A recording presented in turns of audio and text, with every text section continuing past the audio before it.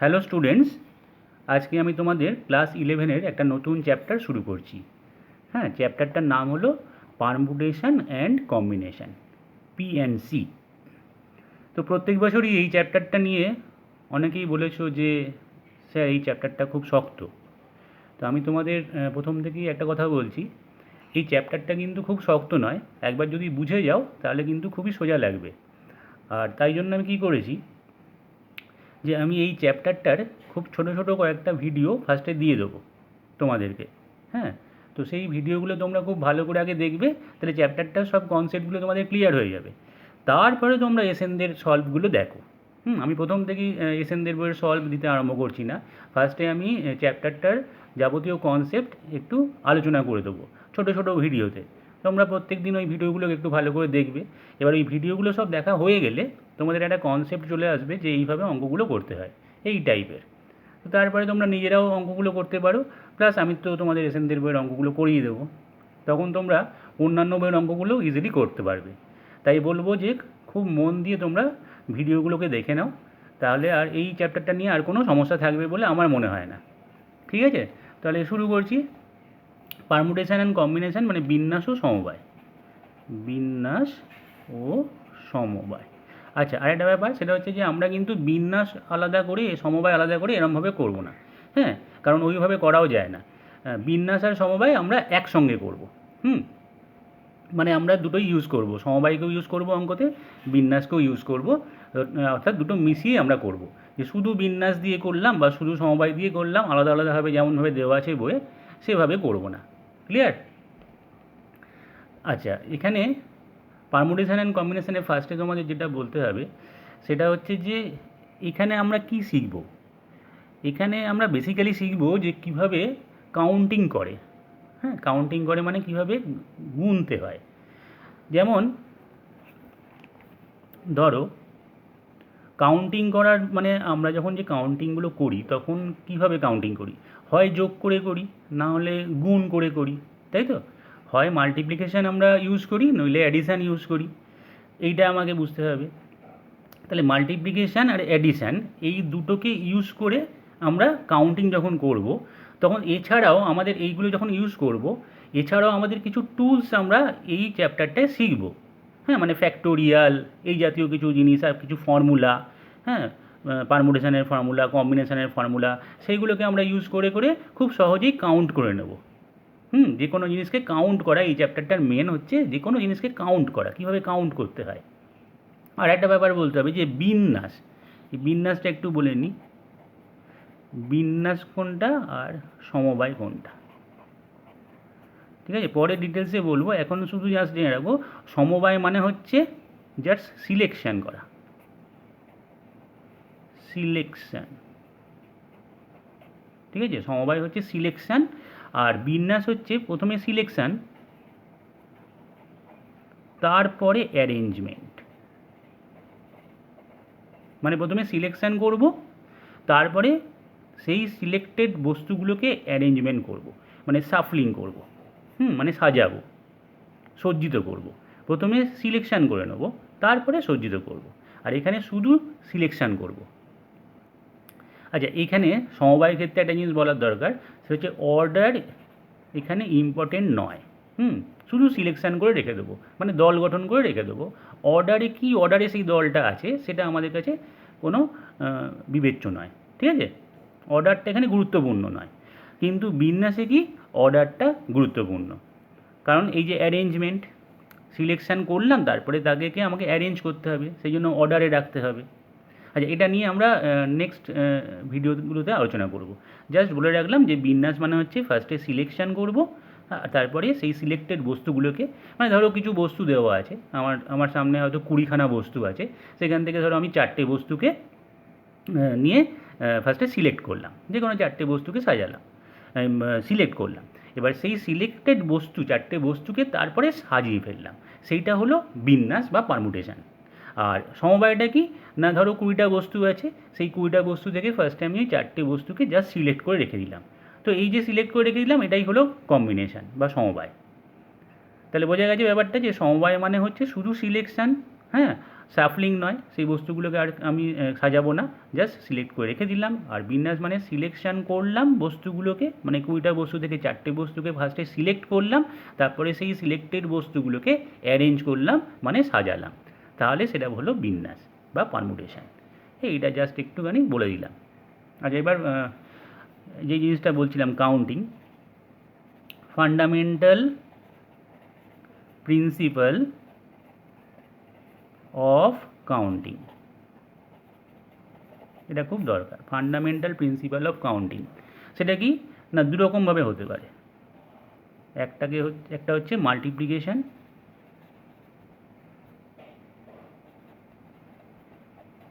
আর এটা হচ্ছে অ্যাডিশন।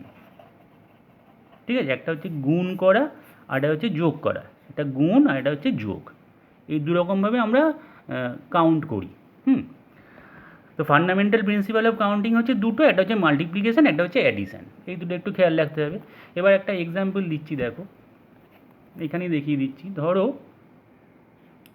এ একটা শহর আছে, আর বি একটা শহর আছে, আর আরেকটা শহর আছে, সি একটা শহর আছে। ঠিক আছে, এবার ধরো এ থেকে বিতে যাওয়ার 3টে উপায় আছে। আমি এ শহর থেকে বি শহরে 3 উপায় যেতে পারি, 3 ওয়েজ। ধরো এক্স একটা ওয়ে, ওয়াই একটা ওয়ে, আর জেড একটা ওয়ে। আর বি থেকে সিতে আমি ধরো 3টে উপায় যেতে পারি। বি শহর থেকে সি শহরেও আমি 3টে উপায় যেতে পারি, 1 2 3, এই 3টে উপায় আমি যেতে পারি। ঠিক আছে, তাহলে এ থেকে সিতে আমি যেতে চাইছি, এ শহর থেকে সি শহরে আমি কতগুলো উপায় যাব। তাহলে দেখো আমি ফার্স্টে কী করব, এ থেকে বিতে গেলাম, তারপরে তো বি থেকে সিতে যাব। তার মানে আমি এ থেকে বিতে এক্সে যেতে পারি এইভাবে। ঠিক আছে, এই এক্স পথটা দিয়ে গেলাম। তারপরে আবার বি থেকে সিতে 1, এই পথটা আমি সিলেক্ট করলাম ধরো। তাহলে আমি x1 এইভাবে যেতে পারি, এক্স গেলাম, তারপরে 1 গেলাম, তাহলে এ থেকে সিতে পৌঁছে গেলাম। আচ্ছা, তারপরে কি হতে পারে, x2 যেতে পারি, এই পথেও আমি যেতে পারি। এক্স পথ দিয়ে গেলাম বিতে, নিয়ে বি থেকে সিতে 2 পথে গেলাম। ঠিক আছে, তাহলে x2। আবার দেখো x3, ফার্স্টে এ থেকে বিতে এক্স পথে এলাম, তারপরে 3 এই পথটা দিয়ে বি থেকে সিতে গেলাম, তাহলে x3, এইভাবেও আমরা যেতে পারি। আচ্ছা, y1 যেতে পারি, ওয়াই এই পথ দিয়ে এ থেকে বিতে আমি গেলাম, ওয়াই, তারপরেই 1 দিয়ে আমি বি থেকে সিতে এলাম, তাহলে y1 ভাবেও যেতে পারি আমি। ঠিক আছে, তারপরে আর কী হবে, y2 দিয়ে যেতে পারি, y2, তারপরে y3 হয়ে যাচ্ছে, y3, তারপরে z1, z2, তারপরে z3। অর্থাৎ 1টা 2টো 3টে 4টে 5টা 6টা 7টা 8টা 9টা, এই 9 রকমভাবে আমি এ থেকে সি শহরে চলে যেতে পারি। ঠিক আছে, এই পথগুলোকে চয়েস করে করে। একটা পথ হচ্ছে এক্স আর 1, এইভাবে এক্স পথে এ থেকে বিতে গেলাম, তারপরে বি থেকে সিতে 1 পথে গেলাম। তাহলে বোঝা গেছে এখানে প্রত্যেকটা আমি পথ বলে দিয়েছি এখানে। হ্যাঁ, 9টা পথ। তো এটাকে যদি আমরা এভাবে না ভেবে যদি ভাবি যে দেখো এ থেকে বিতে আমি কত রকমভাবে যেতে পারি, 3 রকমভাবে। এক্স ওয়াই জেড 3 রকমভাবে। এবং বি থেকে সিতে আমি কতরকমভাবে যেতে পারি, 1 2 3, 3 রকমভাবে। তাহলে টোটাল আমি 3 তিরিক্ষে 9 রকমভাবে এ থেকে সিতে যেতে পারি। ঠিক আছে, তো এটা আমি কি করলাম, মাল্টিপ্লিকেশান করে দিলাম, তাই না? যে এ থেকে বিতে আমি 3 রকম উপায় যেতে পারি, আবার বি থেকে সিতেও আমি 3 রকম উপায় যেতে পারি। তাহলে 3 তিরিক্ষে 9 রকম উপায়ে আমি এ থেকে সিতে চলে যাব, 9 ওয়েজ। তার এটাই হচ্ছে মাল্টিপ্লিকেশানের ইউজ হয়ে গেল, এতখানি আমাকে বার করতে হলো না, তাই না? তার মানে এখানে কী করছি আমি, একটা হচ্ছে x1 অথবা x2 অথবা x3 অথবা y1 অথবা y2 অথবা y3, এইভাবে যোগ করলাম সব কটা, তাহলে হলো 9টা, অথবা অথবা করে। আর এটা অ্যান্ড, এটা মনে রাখবে যে অ্যান্ড হচ্ছে মানে আমি গুণ করছি, আচ্ছা অর হচ্ছে মানে আমি যোগ করছি। তাহলে এটা বেশি সুবিধাজনক হলো না এটা সুবিধাজনক হলো, এটা বেশি সুবিধাজনক হলো। ঠিক আছে, তাহলে এটা একটুখানি খেয়াল রাখবে। এবার ধরো এখানে যদি 4টে পথ থাকতো এ থেকে বিতে যাওয়ার, তাহলে 4টে পথ, আর এখানে যদি 3টে পথ থাকতো, তাহলে এ থেকে সিতে 4 3 12 রকমভাবে আমি যেতে পারতাম, 4 × 3। 12 ওয়েজে আমি এ থেকে সিতে পৌঁছে যেতাম। অর্থাৎ যদি একটা কোনো কাজ আমি এম প্রকারে করি, মানে এ থেকে বিতে গেলাম ধরো এম প্রকারে, আবার বি থেকে সিতে গেলাম ধরো এন প্রকারে, আবার যদি আরেকটা সি থেকে ডি হয় আরেকটা শহর, সি থেকে ডিতে ধরো পি প্রকারে গেলাম, তাহলে পুরো এ থেকে ডিতে যেতে আমি কত প্রকারে যেতে পারবো? M into N into P এত প্রকারে। বোঝা গেছে? গুণ করে দেবো তাহলেই হয়ে যাবে। তাহলে কোনো একটা কাজ যদি আমি এম প্রকারে করি আর একটা কাজ যদি এন প্রকারে করি, তাহলে দুটো কাজ একসঙ্গে আমি এম ইন্টু এন প্রকারে করতে পারবো আর কি। ঠিক আছে? মানে ধরো একটা কাজ আর তারপরে আরেকটা কাজ হচ্ছে, ওয়ান আফটার অ্যানাদার, এরকম যদি কাজ থাকে তাহলে আমরা কি করি? মাল্টিপ্লাই করে দিই। মানে একটা কাজের পরে আবার একটা কাজ। যেমন আমি এ থেকে বিতে গেলাম এবং বি থেকে সিতে যাব, তবেই না আমি এ থেকে সিতে পৌঁছবো। আমি এ থেকে বিতে যাব অথবা বি থেকে সিতে যাব তো না, তাই না? তাহলে এখানে আমাকে এ থেকে বিতে যেতে হবে এবং তারপরে বি থেকে সিতে যেতে হবে, একটার পর একটা কাজ হচ্ছে। তাহলে প্রথমটাতে যদি তিনটে প্রকার হয়ে থাকে, মানে এ থেকে বিতে যাওয়া, আর বি থেকে সিতে যাওয়া যদি তিনটে প্রকারে হয়ে থাকে, তাহলে এ থেকে সিতে 3 × 3 9 প্রকারে আমি চলে যেতে পারবো। তাহলে এইটা বুঝতে হবে। যদি আমাদের অ্যান্ড এই ফিলিংটা আসে যে অ্যান্ড এবং, তাহলে আমরা গুণ করব, আর যদি অথবা এই ফিলিংসটা আসে তাহলে আমরা যোগ করব। যেমন ধরো এ একটা শহর আর বি একটা শহর, এ থেকে বিতে ধরো এরকম 5টাই ধরলাম। 5টা ওয়েজ আছে যেভাবে আমরা এ থেকে বি শহরে যেতে পারি। ধরলাম রোড 1, রোড 2, রোডে যেতে গেলে দুটো, এখানে ধরলাম ট্রেনের T1, T2, আর এখানে ধরলাম বাই এয়ার A1। ঠিক আছে? তাহলে এ শহর থেকে বি শহরে আমি 5 রকমভাবে যেতে পারি। বাই রোড 2 রকমভাবে, বাই ট্রেন 2 রকমভাবে, আর প্লেনে করে আমি 1 রকমভাবে যেতে পারি। তাহলে এ থেকে বিতে আমি কত রকমভাবে যেতে পারি? হয় R1 ফার্স্ট রোডটা চয়েস করলাম, অথবা প্লাস R2 এইটা দিয়ে যেতে গেলাম, অথবা T1 মানে ট্রেন 1, অথবা T2, অথবা AR1। ঠিক আছে? তাহলে একটা দুটো তিনটে চারটে 5টা ওয়েজে আমি এ থেকে বি শহরে পৌঁছে যাব। ক্লিয়ার? তাহলে এইভাবে বুঝতে হবে ব্যাপারটা। আমি তো এরকম নয় যে আমি এ থেকে বিতে রোড 1 দিয়ে গেলাম এবং আবার এ থেকে বিতে রোড 2 দিয়ে গেলাম। তা আমি যখন এ থেকে বিতে রোড 1 দিয়ে পৌঁছেই গেছি, তখন আমি আবার এবং এ থেকে বিতে যাব কী করে? তাই তো? তাহলে সেক্ষেত্রে এবং হবে না, মানে গুণ হবে না, তাহলে অথবা হচ্ছে। ঠিক আছে? এইটা একটুখানি বুঝতে হবে যে তোমরা অঙ্ক করার সময় খেয়াল রাখবে যে এখানে এবং বুঝতে হচ্ছে নাকি অথবা হচ্ছে। অথবা হলে যোগ করবে আর এবং হলে গুণ করে দেবে। ঠিক আছে? যদি আমাদের কাছে অপশান থাকে, তাহলে অপশান আছে, তার মানে হচ্ছে কি আমাদের এখানে যোগ করতে হবে। আর যদি কন্ডিশান থাকে তাহলে আমাকে গুণ করতে হবে। এইটা একটু খেয়াল রাখবে। অপশান থাকলে আমরা যোগ করব, আর কন্ডিশান যদি থাকে তাহলে আমরা গুণ করব। ঠিক আছে?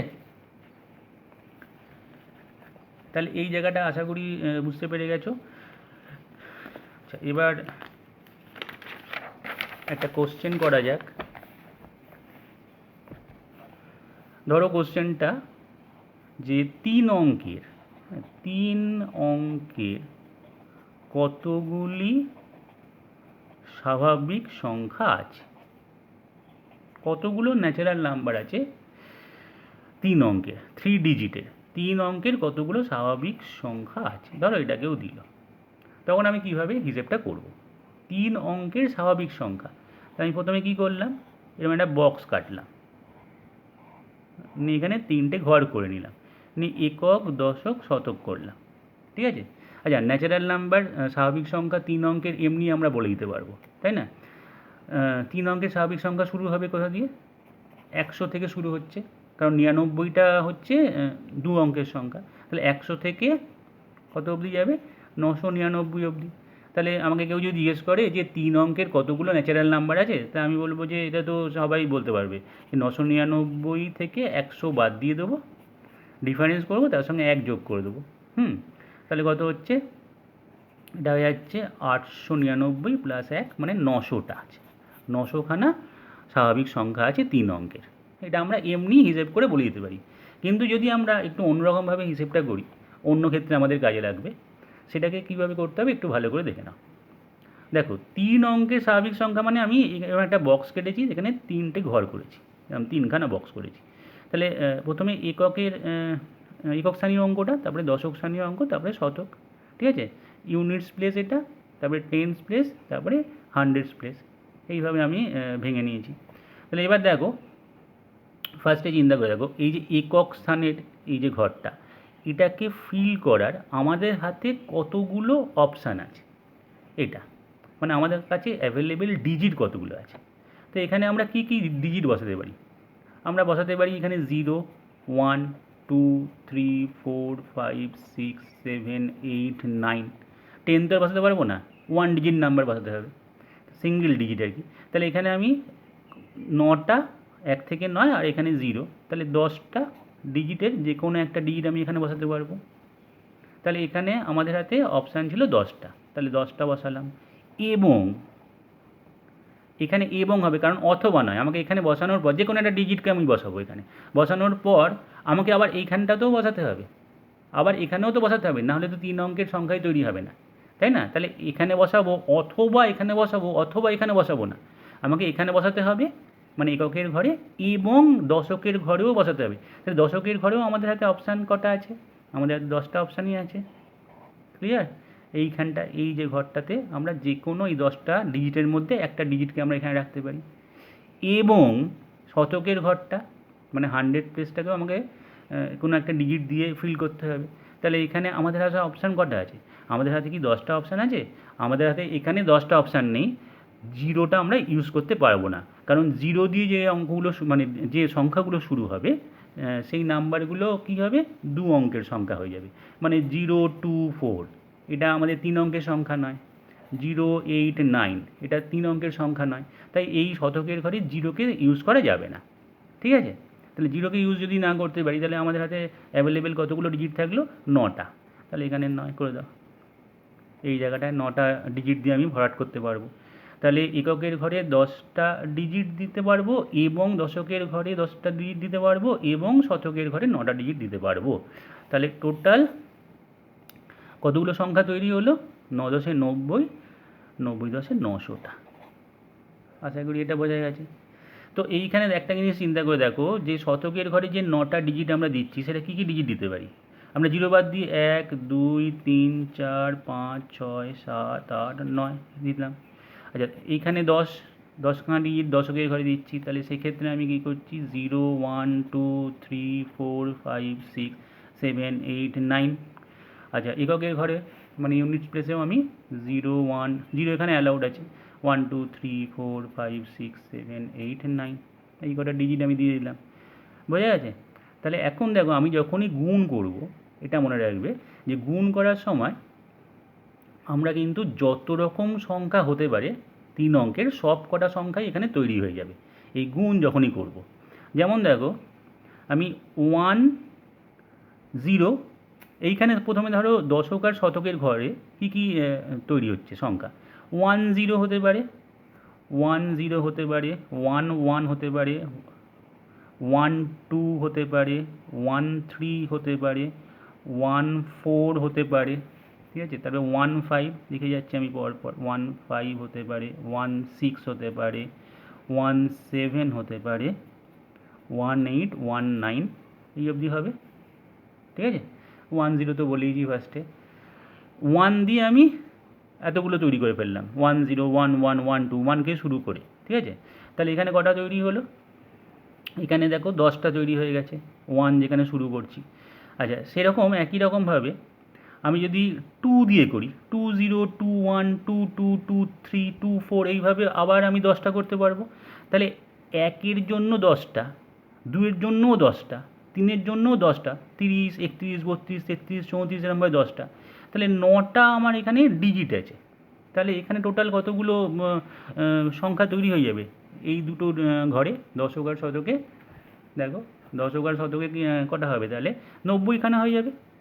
এবার তাই তো, তাই 90খানা সংখ্যা যে তৈরি হয়ে গেল, এবার এই যে 90খানা সংখ্যা তৈরি হলো, সেই 90খানা সংখ্যা আবার যাই তৈরি হোক না, ধরো এখানে 10 তৈরি হয়েছে, তাহলে 100, 101, 102, 103, বোঝা গেছে? তাহলে 104 এইভাবে তৈরি হচ্ছে। তাহলে এক একটা 10টা করে তৈরি করবে। এই 10টা 0কে নেবে, 101কে নেবে, 102কে নেবে, নিয়ে এইভাবে 10টা সংখ্যা তৈরি করবে। তাহলে এখানে কটা সংখ্যা আছে? এখানে 10, দেখে নাও, 100, 101, 102 এরকম যদি তৈরি হয়, তাহলে এই একই রকমভাবে এই 90টা সংখ্যা এখানে যে তৈরি হয়েছে, প্রত্যেকটা 10টা সংখ্যা করে যদি তৈরি করে, তাহলে 90 × 10 900টা সংখ্যা তৈরি হয়ে যাবে। ঠিক আছে? তাহলে আশা করি বোঝা গেছে। তাহলে 90 × 10 900খানা সংখ্যা, স্বাভাবিক সংখ্যা তৈরি হবে, যেখানে রিপিটেশান অ্যালাউড হবে। ঠিক আছে? রিপিটেশান অ্যালাউড মানে হচ্ছে, মানে সংখ্যাগুলো দেখো এরকম তৈরি হলো যে 100, সেই সংখ্যাটাও কিন্তু আমরা নেব, এখানে দুটো 0 আছে।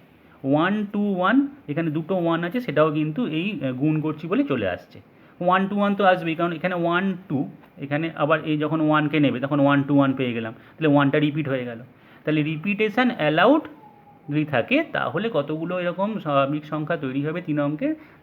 900খানা স্বাভাবিক সংখ্যা তৈরি হবে। ঠিক আছে? তাহলে আশা করি বোঝা যাচ্ছে যে কী করে এটা 900 অ্যান্সার এলো। তা এমনি তো আমরা বুঝতেই পেরেছিলাম। এবার যদি আমাদের একটু বড় দিয়ে দেয় যে 5 অঙ্কের কতগুলো স্বাভাবিক সংখ্যা আছে, হ্যাঁ, রিপিটেশান অ্যালাউড, তাহলে 5 অঙ্কের করতে গেলে তখন আমি এরমভাবে 5টা বক্স করব, একই রকমভাবে করবো, এরকম 5টা বক্স করব। তাহলে প্রথম এটা একক, একক, দশক, শতক, সহস্র, অযুত, এরম করে দেবো। তাহলে প্রথম ঘরটা, এককের ঘরটা, আমাদের হাতে অপশান 10টা, এবং এখানে আমাদের হাতে অপশান 10টা, এখানে আমাদের হাতে অপশান 10টা, এবং এখানে আমাদের হাতে অপশান 10টা, এবং এখানে আমাদের হাতে অপশান একমাত্র 0টাকে নিতে পারবো না, তাহলে 9টা। তাহলে এতগুলো স্বাভাবিক সংখ্যা তৈরি হবে উইথ রিপিটেশান অ্যালাউড। কারণ গুণ করছি মানে সব শাফলিং হয়ে যাচ্ছে, যত রকম সংখ্যা হতে পারে সব সংখ্যা রিপিটেশান ছাড়া, রিপিটেশান নিয়ে সব তৈরি হয়ে গেল। তাহলে এইটা হলো আমাদের প্রথম যে কোশ্চেনটা বললাম সেটা। আচ্ছা, এই অঙ্কটাকেই যদি আমি বলি যে 3 অঙ্কের কতগুলি স্বাভাবিক সংখ্যা আছে ডিস্টিংক্ট বলে দিল। ডিস্টিংক্ট মানে হচ্ছে পৃথক স্বাভাবিক সংখ্যা, মানে হচ্ছে রিপিটেশান নট অ্যালাউড, RNA এরকম বলে দিল যে রিপিটেশান করা যাবে না। এরকম কতগুলো স্বাভাবিক সংখ্যা 3 অঙ্কের, এটা 3 অঙ্কের দিক, 4 অঙ্কের দিক, 5 অঙ্কের দিক সবই একই হবে, যেটা একটা করতে পারলে অন্যগুলো করতে পারবে। তাহলে সেই একই রকমভাবে আমরা করছি, দেখে নাও। এইভাবে 3টে বক্স কাটলাম, এটা একক, দশক, শতক। ঠিক আছে? তাহলে এখানে কিন্তু বলে দিয়েছি যে রিপিটেশান অ্যালাউড নয়। তাহলে এবার দেখো, এই যে এককের ঘরটা, এই এককের ঘরটা আমরা কত রকমভাবে ভরাট করতে পারবো? আমাদের হাতে কতগুলো ডিজিট আছে না, 0, 1, 2, 3, 4, 5, 6, 7, 8, 9, 1 থেকে 9 আর একটা 0, তার মানে 10খানা। আমি 10খানা ডিজিটের মধ্যে যে কোনো একটা ডিজিটকে, ধরো 2কে এখানে বসিয়ে দিয়েছি। তো এরপরে এবং দশকের ঘরটাকে আমাকে ফিল আপ করতে হবে। তাহলে দশকের ঘরটা ফিল আপ করার জন্য আমাদের হাতে অপশান কটা থাকবে? আমাদের হাতে কি 10টা অপশান থাকবে? আগের অঙ্কটায় কিন্তু 10টা অপশানই ছিল, কিন্তু এই অঙ্কটাতে যেহেতু রিপিটেশান নট অ্যালাউড, মানেটা কি? মানে ধরো 2 আমি এখানে যদি ইউজ করে ফেলি একবার, তাহলে এখানে আমি 2 ইউজ করতে পারবো না। তো এখানে 2 ইউজ করতে পারি, 2 যদি ইউজ করি তাহলে 2 পারবো না। যদি আমি এখানে 3 ইউজ করতাম তাহলে আবার 3 পারতাম না, কারণ রিপিটেশান অ্যালাউড নয়। তাহলে 2 বাদ দিয়ে, বা যে কোনো একটা সংখ্যাকে বাদ দিয়ে আর কি, ভাবো আমি এটা এক্সাম্পল বলেছিলাম 2, যদি 2 থাকে তো 2 ইউজ করতে পারবো না। তাহলে যে সংখ্যা, এই এতগুলো সংখ্যা, মানে 10টা অঙ্কের মধ্যে ডিজিট বলবো যাই, হ্যাঁ, 10টা ডিজিটের মধ্যে যে কোনো একটা ডিজিট এখানে ইউজ হয়েছে, সেই ইউজ ডিজিটটা এখানে আমি ইউজ করতে পারবো না। তাহলে এখানে আমার হাতে অপশান কটা আছে? 10টা নেই, আমাদের হাতে এখানে অপশান হয়ে গেল 9টা। তাহলে এবার আবার চিন্তা করে দেখো, এখানে অলরেডি আবার একটা ডিজিট ইউজ হয়ে গেছে। হ্যাঁ, ধরো যদি 2 ইউজ হতো, তাহলে এখানে 2 ছাড়া যে কোনো ডিজিট ইউজ হয়েছে, হয় 0 নয় 1 নয় 3 নয় 4 নয় 5 এরকম। তাহলে কটা ডিজিট, এখানে 2কে বাদ দিয়ে এখানে অলরেডি আবার একটা ডিজিট ধরলাম 3 ইউজড হয়ে গেছে ধরো, তাহলে যে কোনো দুটো ডিজিট এখানে ইউজড হয়ে গেছে। তাহলে এখন এখানে দুটো ডিজিট বাদ চলে গেল, তাহলে শতকের ঘরটা, তাহলে শতকের ঘরটার জন্য আমাদের হাতে অপশান কতগুলো থাকলো ডিজিটের, দুটো ডিজিট ইউজ হয়ে গেছে, ইউজ করতে পারবো না। মানে এখানে যদি 2 এখানে যদি 3 থাকে, তাহলে না আমি এখানে 3 বসাতে পারবো, না আমি এখানে 2 বসাতে পারবো, কারণ এখানে বলে দিয়েছে কতগুলো পৃথক স্বাভাবিক সংখ্যা, কোনোটা রিপিটেশন অ্যালাউড না। তাহলে সেক্ষেত্রে দুটো ডিজিট আমাদের হাতে কমে গেল, কিন্তু আমি বলবো এখানে তাহলে এখানে কী বসানো উচিত, যদি দুটো ডিজিট কমে যায় তাহলে একটা দুটো তিনটে চারটে পাঁচটা ছটা সাতটা আটটা, এখানে কি আমি 8 বসাবো নাকি এখানে কি বসাবো? এখানে কিন্তু আমরা 8 বসাবো না, এখানে 8 আমরা বসাবো না, কারণ আমরা 8 বসালে এটা বলে দিলাম যে আমরা 0কেও বসাতে পারি, কিন্তু আমরা প্রথমে তো 0ও বসাতে পারবো না। তাহলে আমরা এই দুটোতে বসাতেই পারবো না, যে দুটো ইউজ করেছি দশক আর এককের ঘরে, হ্যাঁ ইনক্লুডেড আমি 0টাও বসাতে পারবো না এখানে। তাহলে আমাদের হাতে অপশান এখন কমে গেল, অপশান কমে কী হলো, একটা দুটো তিনটে চারটে পাঁচটা ছটা সাতটা, তাহলে 7খানা অপশান হয়ে গেল এখানে শতকের ঘরে। তাহলে কতগুলো সংখ্যা এরকম তৈরি হবে, 7 9 63 10 মানে 630খানা ন্যাচারাল নাম্বার 3 অঙ্কের আমরা পাবো, এখানে রিপিটেশান নট অ্যালাউড। মানে কেমন হবে নাম্বারগুলো, 1 2 4 1 2 3 এরকম একটা সংখ্যা, এরকম হতেই পারে, 5 7 8 হ্যাঁ চলবে, 8 9 2, প্রত্যেকটা ডিজিট আলাদা। কোনটা চলবে না, না 8 8 1 চলবে না, কারণ দুখানা 8 দেখতে পাচ্ছি। 1 2 1 চলবে না, 5 0 0 চলবে না, দুটো 0 চলে এসছে। তাহলে সেইটাকে আমরা এখানে কিন্তু ব্যবস্থা করে রেখে দিয়েছি এই অপশানগুলোতে, যে 10টা নিতে পারি, এখানে 9টা নিতে পারি, এখানে 7টা নিতে পারি, অর্থাৎ 630খানা স্বাভাবিক সংখ্যা রিপিটেশান যেখানে অ্যালাউড হবে না, ডিস্টিংক্ট ন্যাচারাল নাম্বার 3 ডিজিটের আমরা পাবো 630খানা। আর যদি আমাদের বলে দেয় যে রিপিটেশান অ্যালাউড, মানে আমরা এইগুলোও নিতে পারবো, হ্যাঁ তিনটেই সেম, 1 1 1 এটাও চলবে, 1 2 1 তাও চলবে, 1 2 3 সব কটা ডিস্টিংক্ট ডিজিট তাও চলবে, ঠিক আছে। তাহলে সেইগুলো হচ্ছে আগের অঙ্কটাতে, সেখানে 900 অ্যান্সার এসেছিলো আমাদের। তাহলে আশা করি বোঝা গেছে দুটোর মধ্যে পার্থক্য, কীভাবে আমরা ডিজিটগুলোকে চয়েস করছি আর গুণ আমরা মাল্টিপ্লিকেশানটাকে ইউজ করছি। তো আশা করি এই দুটো এক্সাম্পল তোমরা বুঝতে পেরেছো। এই দুটো এক্সাম্পল খুব ভালো করে বুঝলে, এটাকে বক্স মেথড বলে। তো এই বক্স মেথডে তোমরা যদি এইভাবে মানে ক্যালকুলেশানগুলো করতে পারো, তাহলে কিন্তু নেক্সট যে অঙ্কগুলো আমি করাবো সেগুলো খুব সোজা লাগবে করতে। তাহলে আমি বলবো ফার্স্ট থেকে ভিডিওগুলো প্রত্যেকটা কনসেপ্ট দেখো, তাহলে তোমাদের পারমুটেশন কম্বিনেশনের কনসেপ্ট নিয়ে আর কোনো চিন্তা করতে হবে না। ঠিক আছে, তাহলে আজকে এই অবধি থাকলো, আবার নেক্সট ভিডিওতে একটা নতুন কনসেপ্ট নিয়ে আলোচনা করব।